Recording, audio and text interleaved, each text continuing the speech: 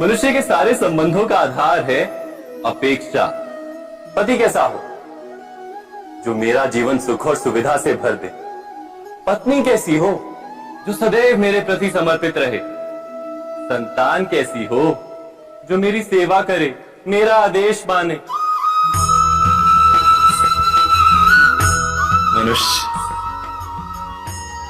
मनुष्य उसी को प्रेम भी कर पाता है जो उसकी अपेक्षा पूर्ण करता है। और अपेक्षा की तो नियति है भंग होना।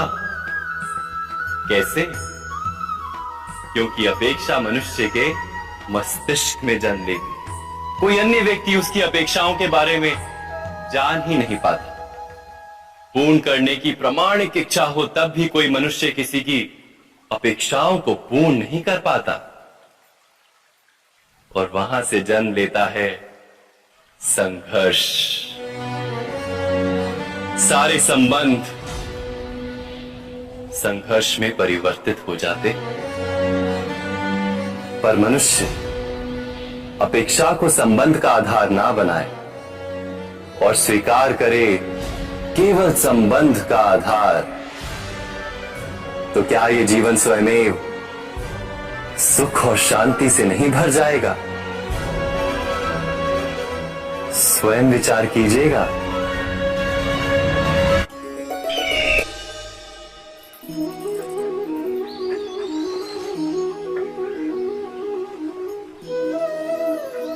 समय के आरंभ से ही मनुष्य को एक प्रश्न सदा पीड़ा देता है कि वो अपने संबंधों में अधिकतम सुख और कम से कम दुख किस प्रकार प्राप्त कर सकता है। क्या आपके सारे संबंधों ने आपको संपूर्ण संतोष दिया है? विचार कीजिए। हमारा जीवन संबंधों पर आधारित है। हमारी सुरक्षा संबंधों पर आधारित है। इसी कारण हमारे जीवन के सारे सुखों का आधार भी संबंध है। किंतु फिर भी हमें संबंधों में ही अधिकतर दुख क्यों प्राप्त होते हैं? सदा ही संघर्ष भी संबंधों से ही उत्पन्न क्यों हो जाते हैं? कभी विचार किया है? जब कोई व्यक्ति किसी अन्य व्यक्ति के विचार अथवा कार्य को स्वीकार नहीं करता, उसमें परिवर्तन करने का प्रयत्न करता है, तो संघर्ष जन्म लेता है। अर्थात जितना अधिक अस्वीकार उतना ही अधिक संघर्ष, और जितना अधिक स्वीकार उतना ही अधिक सुख। क्या ये वास्तविकता नहीं? यदि मनुष्य स्वयं अपनी अपेक्षाओं पर अंकुश रखे, अपने विचारों को परखे, किसी अन्य व्यक्ति में परिवर्तन करने का प्रयत्न ना कर स्वयं अपने भीतर परिवर्तन करने का प्रयास करे, तो क्या संबंधों में संतोष प्राप्त करना इतना कठिन? अर्थात क्या स्वीकार ही संबंध का वास्तविक अर्थ नहीं? स्वयं विचार कीजिए।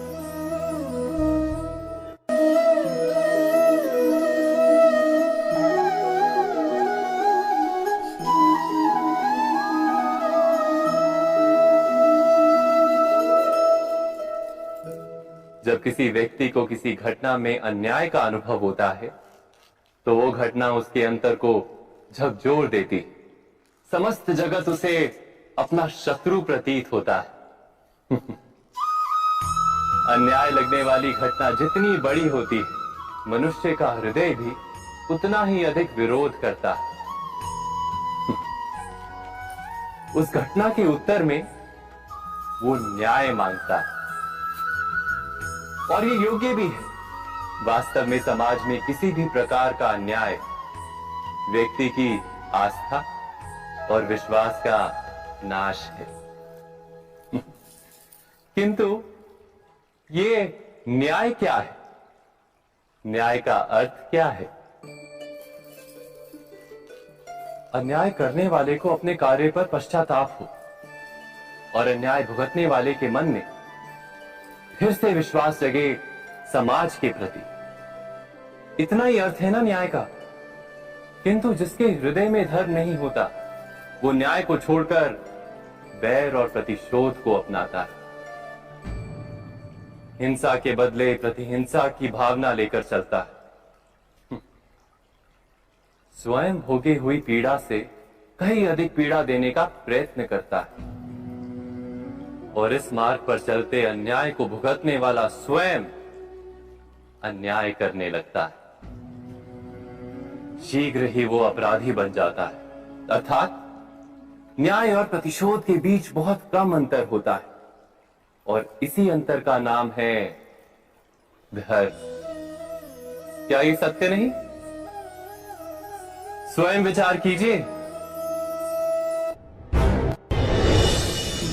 दो व्यक्ति जब निकट आते हैं तो एक दूसरे के लिए सीमाएं और मर्यादाएं निर्मित करने का प्रयत्न अवश्य करते हैं।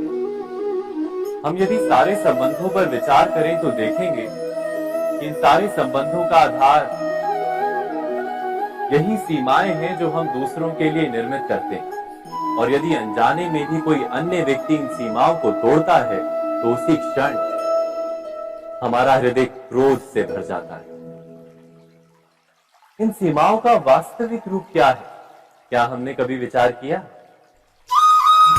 सीमाओं के द्वारा हम दूसरे व्यक्ति को निर्णय करने की अनुमति नहीं देते, अपना निर्णय उस व्यक्ति पर थोपते, अर्थात किसी की स्वतंत्रता का अस्वीकार करते हैं।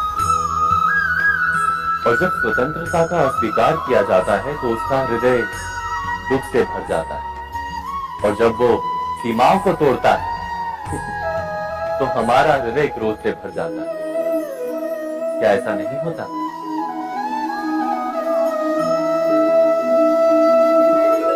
पर यदि एक दूसरे की स्वतंत्रता का सम्मान किया जाए तो किसी मर्यादाओं या सीमाओं की आवश्यकता ही नहीं होती। अर्थात जिस प्रकार स्वीकार किसी संबंध का देह है, क्या वैसे ही स्वतंत्रता किसी संबंध की आत्मा नहीं? स्वयं विचार कीजिए।